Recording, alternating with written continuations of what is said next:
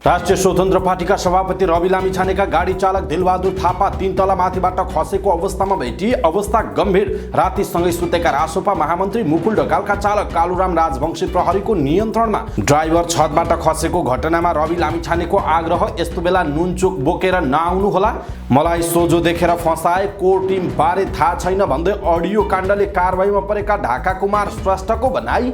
नेकपा एमालेका अध्यक्ष केपी शर्मा ओलीलाई भेट्न प्रधानमन्त्री पुष्पकमल दाहाल प्रचण्ड र नेपाली कङ्ग्रेसका सभापति शेरबहादुर देउवा बालकोट पुगे।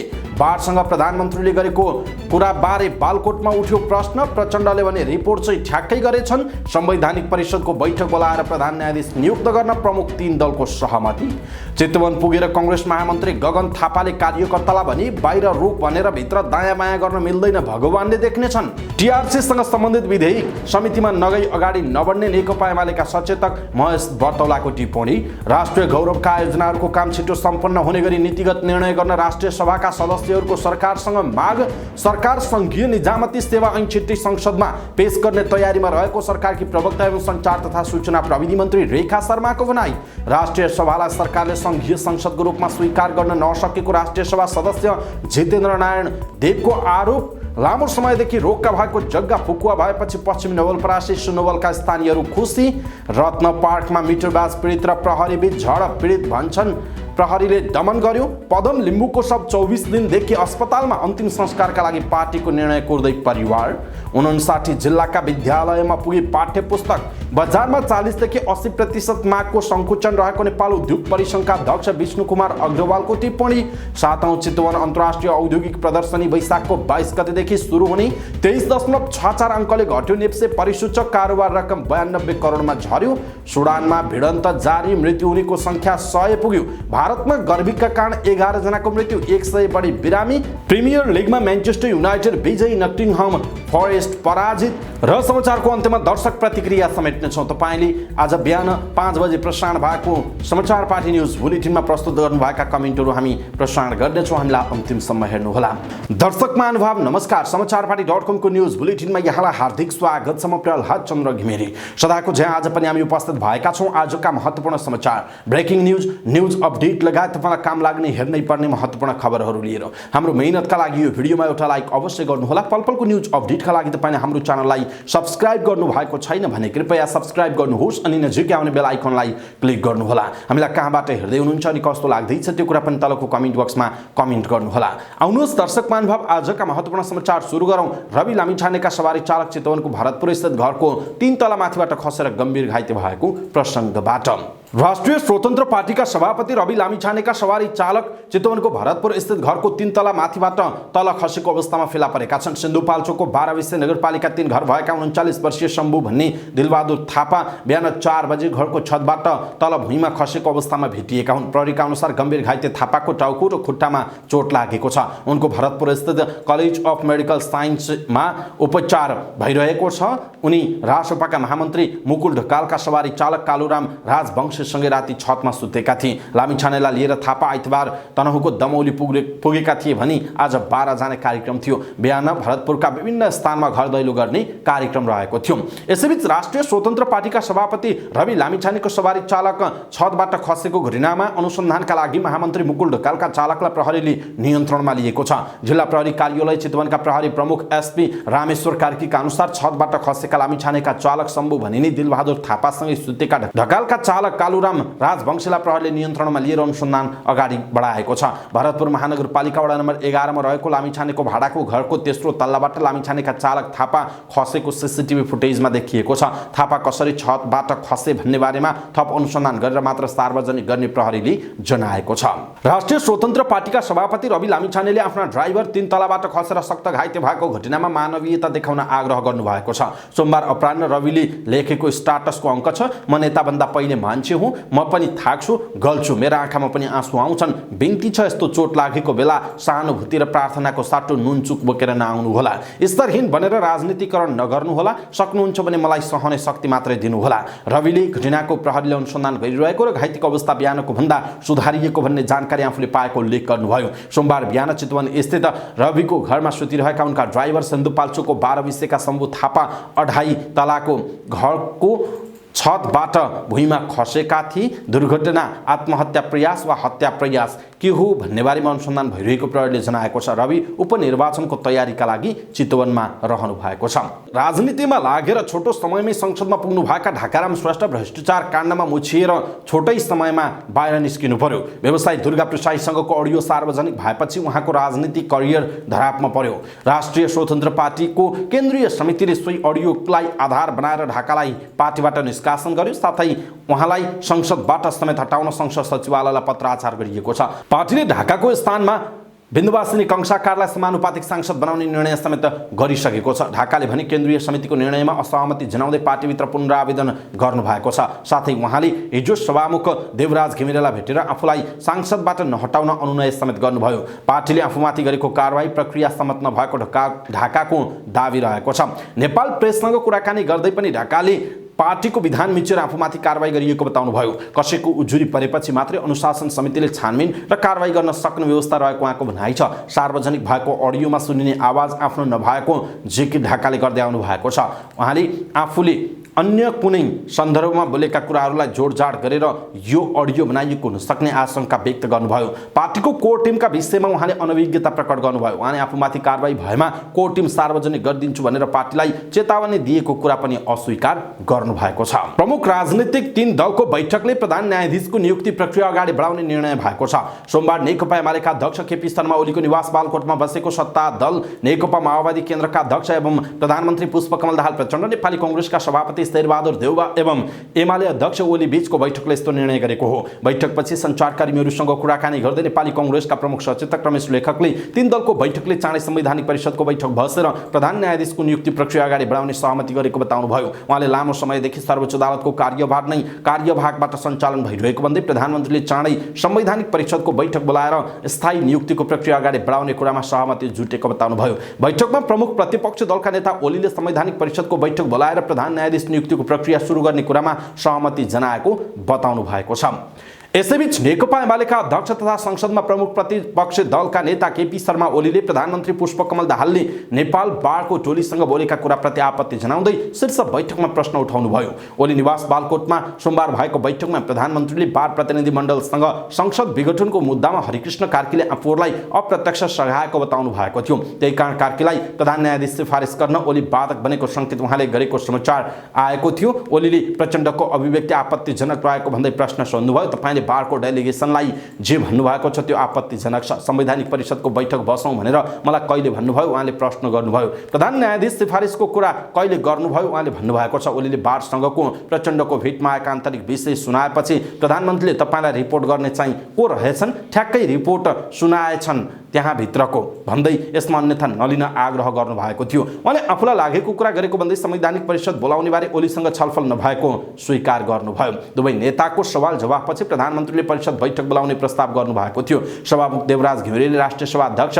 विदेश भ्रमणमा जाने भएकाले त्यस अघि नै बैठक राख्न सुझाव दिएपछि 48 घण्टाको सूचना दिएर सम्भवतः बुधबार बैठक राखिने स्रोतले जनाएको छ।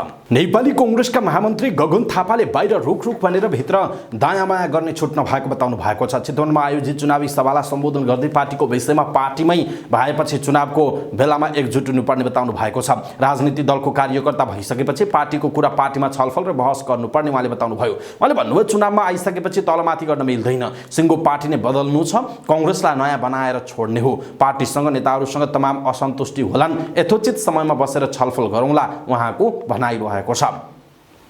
नेकपा एमालेका सचेतक महेश बर्तौलाले संक्रमणकालीन न्यायसँग सम्बन्धित विधेयक समितिमा छलफल नभई अगाडि बढ्न नसक्ने बताउनु भएको छ। सोमबार बालकोटमा बसेको प्रमुख 3 दलका नेताहरूको बैठकपछि सञ्चारकर्मीहरूसँग बोल्दै उहाँले यस्तो बताउनु भएको हो। उहाँले नेकपा एमाले संक्रमणकालीन न्यायसँग सम्बन्धित विधेयक चाँडो टुङ्गोमा पुर्याउनुपर्छ भन्ने पक्षमा रहेको र अन्तर्राष्ट्रिय जगतले प्रश्न उठाउन नसक्ने गरी मात्रै ऐन बनाउनु पर्ने अडानमा रहेको बताउनुभयो। उहाँले संक्रमणकालीन न्यायसँग सम्बन्धित विधेयक राष्ट्रको साझा विषय भएको उल्लेख गर्दै विधेयकमा रहेका कतिपय कन्टेन्टहरूमा विस्तृत छलफल गर्न आवश्यक रहेको पनि बताउनुभयो। उहाँले 1 महिनाको समय लिएर भए पनि परिपक्व ऐन बनाएर मात्र अगाडि बढ्नुपर्नेमा जोड दिनुभयो। राष्ट्रिय सभाका सांसदहरूले राष्ट्रिय गौरवका आयोजनाहरूको काम छिटोभन्दा छिटो सम्पन्न हुने गरी नीतिगत निर्णय गर्न सरकारसँग माग गरेका छन्। सोमबार राष्ट्रिय सभा बैठकमा पेश गरिएको राष्ट्रिय सरोकार तथा समन्वय समितिको आर्थिक वर्ष 2075-76, 76-77 र 77-78 को वार्षिक प्रतिवेदन कार्यान्वयनको अनुगमन एवं मूल्याङ्कन प्रतिवेदन 2079 माथिको छलफलमा भाग लिँदै राष्ट्रिय सभाका सांसदहरू अनिता देवकोटा, रामचन्द्र राई, सोनाम ग्याल्झिन शेर्पा लगायतले राष्ट्रिय गौरवका आयोजनाहरू छिटो सम्पन्न हुने गरी नीतिगत निर्णय लिन सरकारलाई दबाब दिनुभएको छ। अर्का सांसद रामचन्द्र राईले काठमाडौँ तराई द्रुत मार्ग अन्तर्गतको खोकना र बुङमतीको जग्गा अधिग्रहणको विवाद अझैसम्म टुङ्ग्याउन नसकेको भन्दै सरकारप्रति आक्रोश व्यक्त गर्नुभयो। त्यसैगरी उहाँले बुढीगण्डकी जलविद्युत आयोजनाको मोडालिटी तय गर्न ढिलाइ गर्न नहुने पनि भन्दै उहाँले सरकारलाई सचेत गराउनुभयो। सरकार संसद र संसदीय समितिप्रति जवाबदेही नभएको गुनासो सांसद सोनाम ग्याल्झिन शेर्पाले गर्नुभयो। उहाँले समितिहरूले दिएको निर्देशन कार्यान्वयन गर्न भन्दा पनि सरकार र सरकारका मन्त्रीहरू झारो टार्ने काममा मात्रै लाग्ने गरेको भन्दै आपत्ति समेत जनाउनु भएको छ। नेपाल सरकारकी प्रवक्ता एवं सञ्चार तथा सूचना प्रविधि मन्त्री रेखा शर्माले सरकार सङ्घीय निजामती सेवा ऐन छिट्टै संसदमा पेश गर्ने तयारीमा रहेको बताउनु भएको छ। सोमबार राष्ट्रिय सभाको बैठकमा राष्ट्रिय सरोकार तथा समन्वय समितिको आर्थिक वर्ष 2075-76, 76-77 र 77-78 को वार्षिक प्रतिवेदन एवं कार्यान्वयनको अनुगमन एवं मूल्याङ्कन प्रतिवेदन 2079 माथिको छलफलमा सांसदहरूले राखेका जिज्ञासाको जवाब दिने क्रममा मन्त्री शर्माले यस्तो बताउनु भएको हो। उहाँले सरकारले पनि सो ऐन अत्यन्त प्राथमिकतामा राखेर अगाडि बढाएको र अहिले त्यो कानुन मन्त्रालयमा छलफलमा अन्तिम चरणमा रहेको मन्त्री शर्माले बताउनु भएको छ। शर्माले कर्मचारीहरूको सरुवालाई व्यवस्थित बनाउने गरी सो ऐनमा आवश्यक व्यवस्था मिलाउन पनि सांसदहरूलाई आग्रह गर्नुभयो। उहाँले कर्मचारीहरूको सरुवाको विषय व्यवस्थित नभएको स्वीकार गर्दै अब बन्ने सङ्घीय निजामती सेवा ऐनले त्यसलाई व्यवस्थित बनाउने विश्वास समेत व्यक्त गर्नुभयो।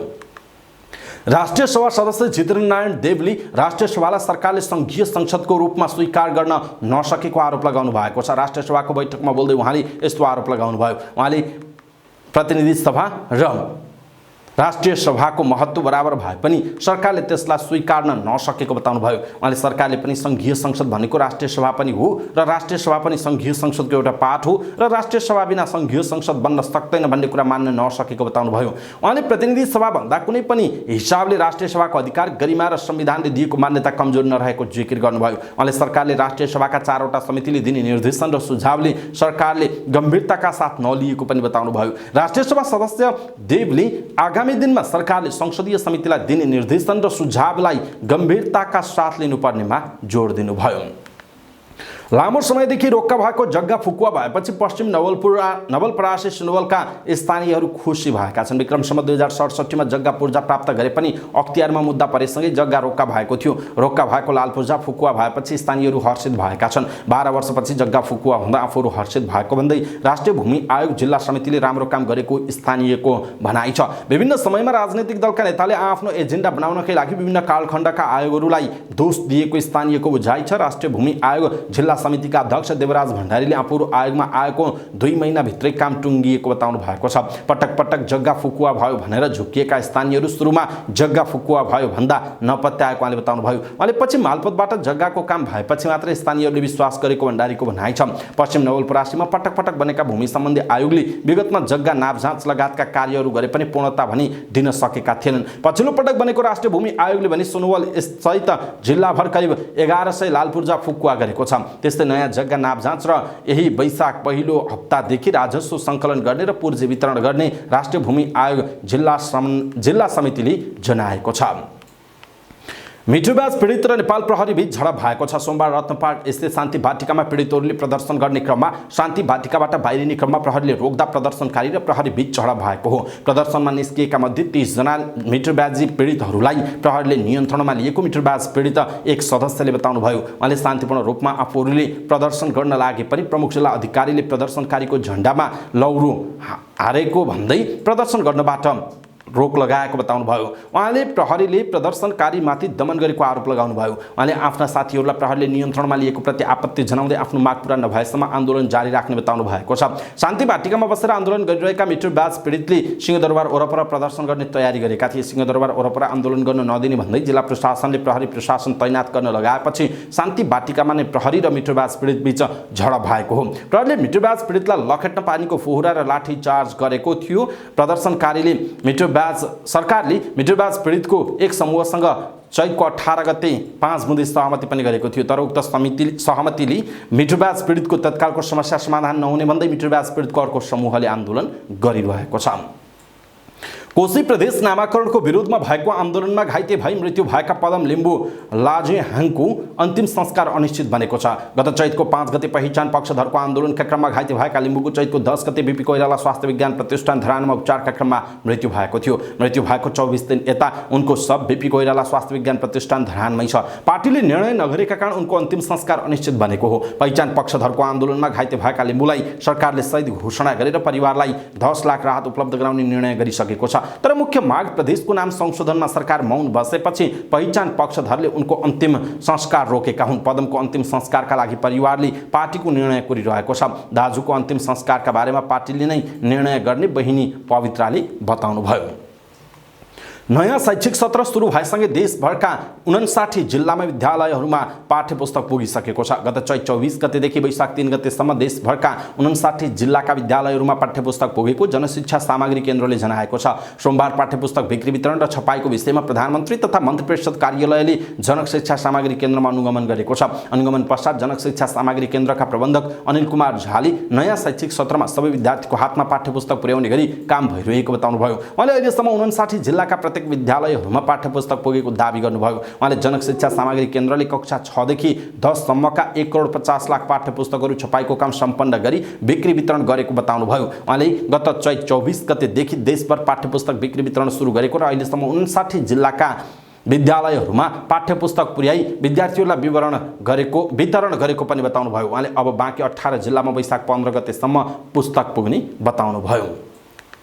नेपाल उद्योग परिसंघका अध्यक्ष विष्णुकुमार अग्रवालले बजारमा 40 देखि 80% मागमा संकुचन आएको बताउनुभयो। काठमाडौँमा 7औं चितवन अन्तर्राष्ट्रिय प्रदर्शनी बारे जानकारी दिन गरिएको पत्रकार सम्मेलनमा उहाँले यस्तो बताउनु भएको हो। उहाँले उद्योग परिसंघले गरेको विभिन्न अध्ययन प्रतिवेदनका अनुसार मुलुकभर उत्पादन वस्तुको मागमा 40 देखि 80% संकुचन आएको देखिएको बताउनुभयो। उहाँले पछिल्लो समय उद्योगी व्यवसायीहरू कठिन अवस्थामा गुज्रिएको बताउनुभयो। उहाँले व्यवसायीहरूलाई बैंकको उच्च ब्याज दरका कारण समस्यामा रहेको उल्लेख गर्नुभएको छ। अध्यक्ष अग्रवालले पछिल्लो समय कागजी रूपमा बैंकहरूमा तरलताको अभाव नदेखिए पनि उद्योगी व्यवसायीहरूले सहज रूपमा कर्जा पाउन नसकेको दावी गर्नुभयो। उहाँले व्यवसायीहरूले बजारबाट उधारो उठाउन नसक्दा बैंकको किस्ता तिर्न समेत नसकिरहेको उल्लेख गर्नुभएको छ। 7औं चितवन अन्तर्राष्ट्रिय औद्योगिक प्रदर्शनी वैशाखको 22, 23 र 24 गते हुने भएको छ। सोमबार काठमाडौँमा पत्रकार सम्मेलन गरी यसको बारेमा जानकारी गराइएको हो। प्रदर्शनी चितवन उद्योग वाणिज्य संघको आयोजनामा संघको केन्द्रीय छाता संस्था नेपाल उद्योग परिसंघको प्रवर्धनमा सहयोगमा हुन लागेको हो। प्रदर्शनी चितवन प्रदर्शनी केन्द्र भरतपुरमा हुनेछ। निर्माण, कृषि, automobile, furniture, engineering, metal, pharmaceuticals, textile, printing, packaging, plastic, पर्यटन, फुड एन्ड बेभरेज तथा अन्य सेवामूलक उद्योगहरूको उत्पादन र सेवाका प्रदर्शनी हुने बताइएको छ। यी उद्योगहरूलाई उपयोगी हुने आधुनिक मेसिन, अन्य उपकरण र प्रविधिको प्रदर्शन सहित राष्ट्रिय तथा अन्तर्राष्ट्रिय गरी 200 भन्दा बढी स्टलहरू रहने आयोजकले जनाएको छ। प्रदर्शनीले नेपाली उद्यमीहरूलाई नयाँ प्रविधिबारे जानकारी गराउँदै युवाहरूलाई उद्यमशीलतामा प्रोत्साहन गर्ने, नयाँ उद्यमी जन्माउन सहयोग गर्ने उपयुक्त माध्यम बन्ने चितवन उद्योग वाणिज्य संघका अध्यक्ष त्रिलोचन कणेलले बताउनु भएको छ। उहाँले प्रदर्शनी उद्यमीहरूलाई आधुनिक प्रविधि अनुसरण गरी औद्योगिक उत्पादकत्व वृद्धि गर्नका लागि प्रोत्साहन गर्न सहयोग पुग्ने बताउनुभयो। उहाँले प्रदर्शनीका क्रममा मेक इन नेपाल लगायतका स्वदेशी उत्पादकत्वको वृद्धि र पहुँच विस्तारको गोष्ठी आयोजना गर्ने पनि जानकारी दिनुभएको छ। शेयर बजारमा दोहोरो अङ्कको गिरावट भएको छ। नयाँ आर्थिक वर्ष 2080 सुरु भएपछिको लगातार दोस्रो कारोबारको दिन पनि शेयर बजार परिसूचक नेप्सीमा गिरावट भएको छ। साताको दोस्रो कारोबारको दिन सोमबार बजार परिसूचक नेप्सी 23.64 अङ्कले गिरावट हुँदा 1908.04 अङ्कमा बन्द भएको छ। बजारको सबै उपसूचकमा गिरावट हुँदा नेप्सी पनि घटेको छ। गत बुधबार नेपाल बैंकर संघले निक्षेपको ब्याज दर घटाउन निर्णय गर्दा नेप्सीमा 92 अङ्कको उच्च वृद्धि भएको थियो। त्यसपछि बिहीबार नै 29 अङ्कले करेक्सन भएको नेप्सी नयाँ वर्षको पहिलो दिन 3 गते आइतबार करिब 3 अङ्कको सामान्य गिरावट भएको थियो। सोमबार पनि नेप्सी घट्दो क्रममा नै देखिएको छ। नेप्सी मात्रै नभएर कारोबार र कम्पनी घट्दो छ। गत बुधबार करिब 2 अर्बको कारोबार भएको बजारमा बिहीबार पनि 1.5 अर्ब माथिको कारोबार भएको थियो। आइतबार करिब 1 अर्ब रहेको कारोबार रकम सोमबार 92 करोड 1 लाखमा झरेको छ। 27,437 कारोबारमा 31,44,573 किता सूचीकृत धितोपत्र किनबेच हुँदा उक्त रकमको कारोबार भएको हो। जसमध्ये अरुण भ्याली हाइड्रो पावरको सर्वाधिक 7 करोड 2 लाख रुपैयाँको कारोबार हुँदा शिवम सिमेन्टको 4 करोड 34 लाख र एनआईसी एसिया बैंकको 3 करोड 12 लाख रुपैयाँको कारोबार भएको छ। सोमबार नेप्सेमा कुल 218 कम्पनीको शेयर कारोबार भएकोमा 188 कम्पनीको शेयर मूल्यमा गिरावट आएको छ। त्यस्तै 23 कम्पनीको शेयर मूल्य वृद्धि हुँदा 7 कम्पनीको पनि स्थिर छ। सोमबार कारोबार भएका मध्ये आदर्श लघुवित्त, कालिन्चोक दर्शन र मोलुङ हाइड्रो पावर कम्पनीको शेयर मूल्य बढेर सकारात्मक सर्किट लेभलमा बन्द हुँदा सामलिङ पावर कम्पनीको शेयर मूल्यमा पनि 4.99% ले बढेको छ। उन्नति सहकार्य लघुवित्तको शेयर मूल्य 4.34%, उपकार लघुवित्तको 4.21% र कालिका लघुवित्तको शेयर मूल्य 4.10% ले गिरावट भएर बन्द भएको छ। सुडानको राजधानी खार्तुममा सेना र अर्धसैनिक बलबीच सोमबार तेस्रो दिन पनि झडप हुँदा मृत्यु हुनेको संख्या 100 पुगेको छ। सन् 2021 मा भएको कुमा सत्ता कब्जा गरेका 2 जनरल सुडानका सेना प्रमुख अब्दुल फतह अल बुरहान र शक्तिशाली अर्धसैनिक र्यापिड सपोर्ट फोर्सेज RSF को कमान्ड सम्हालिरहेका उनका सहयोगी मोहम्मद हमदान डग्लु बीच हप्तौंदेखि चलेको शक्ति सङ्घर्षपछि शनिबारदेखि हिंसा सुरु भएको हो। खार्तुम र सुडानका अन्य सहरहरूमा हवाई आक्रमण, सडकमा ट्याङ्कहरू, तोपखानाको गोलाबारी र भारी गोलाबारी सहित भएको भीषण द्वन्द्वले तत्काल युद्धविरामका लागि अन्तर्राष्ट्रिय मागहरू उठाएको जनाइएको छ। भारतको महाराष्ट्रमा एउटा पुरस्कार वितरण समारोहमा अत्याधिक गर्मीका कारण मृत्यु हुनेको संख्या 11 पुगेको छ। महाराष्ट्रको नवी मुम्बईमा आइतबार दिउँसो आयोजित महाराष्ट्र भूषण पुरस्कार वितरण समारोहमा सहभागीहरूको मृत्यु भएको हो। अत्याधिक गर्मीका कारण शरीरमा पानीको अभाव र चर्को घाममा लामो समय बसेका कारण 120 जना बिरामी परेको उल्लेख छ, जसमध्ये 11 जनाको मृत्यु भएको छ र अन्य 13 जनाको अवस्था पनि गम्भीर रहेको अस्पतालले जनाएको छ। मुम्बई शहरदेखि नजिकैको नवी मुम्बई भन्ने स्थानको खरघर मैदानमा आयोजित समारोहमा लाखौं मानिस सहभागी भएका थिए। 300 एकड भन्दा ठूलो मैदानमा मानिसहरू खचाखच भरिएका थिए। खुल्ला आकाशमा आयोजित समारोहमा लामो समय घाममा बस्दा मानिसहरूमा स्वास्थ्य समस्या उत्पन्न भएको जनाइएको छ। सोही समारोहमा गृहमन्त्री शाहले अप्पा साहिब धर्माधिकारीलाई महाराष्ट्र भूषण प्रदान गर्नुभएको हो।